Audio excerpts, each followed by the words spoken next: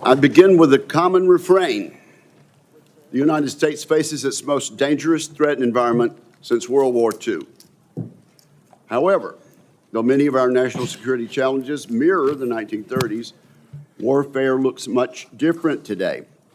Technological advances in artificial intelligence, hypersonic strike weapons, sixth-generation aircraft, and space-based weapons are transforming the nature of modern conflict. The Department of the Air Force is on the front lines of these changes. Today, we will hear from three representatives of that service. We welcome Secretary Troy Mink, General Chance Saltzman, and General David Alvin. I thank all of them for being here and for their continued service to the nation.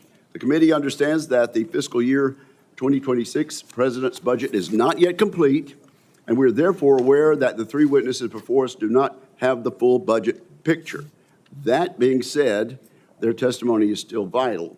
It will help us consider how to support the mission of the Air Force and the Space Force, which is to be lethal and ready to fight tonight, as the slogan goes.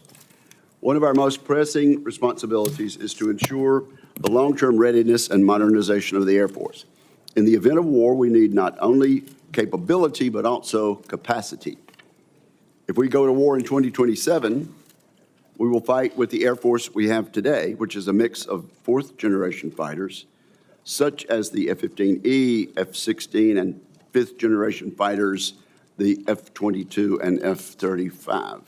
We need more fighter aircraft now, and we are working, along with our colleagues in the House, Chairman Rogers, to keep the F-15EX line open through our reconciliation bill. Even as we plan for future systems, we must address the state of today's fleet. The mission capability rates across many Air Force platforms remains unacceptably low. Some platform fleets are frequently less than 50% mission capable, and we'll have questions about that. The F-35 fleet is available a mere 54% of the time. This is not just a maintenance issue, it is a readiness issue, and it impacts our ability to deter adversaries and respond when necessary. Taxpayers are investing billions of dollars to support these aircraft, and our airmen and our citizens deserve higher readiness levels to defend our national interest. I expect our witnesses to provide a frank assessment of what is driving these poor rates, and more importantly, what is being done to reverse the trend.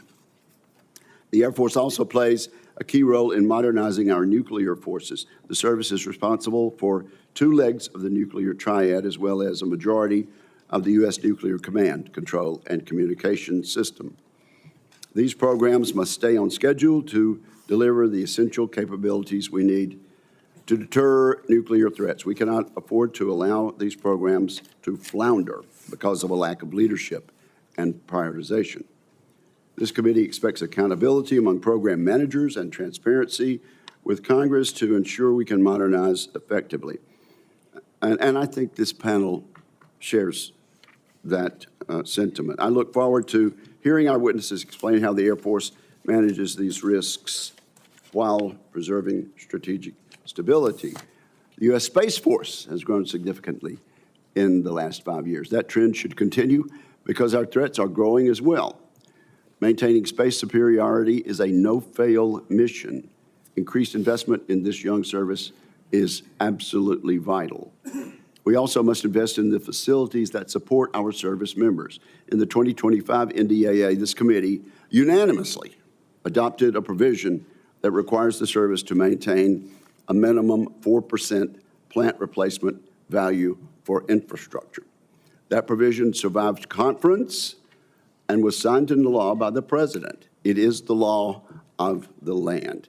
Let me say this again. This is the law of the land, and senior leaders should set the example to the force by following the law, a law that was created, I must point out, because the services had long ignored the problem.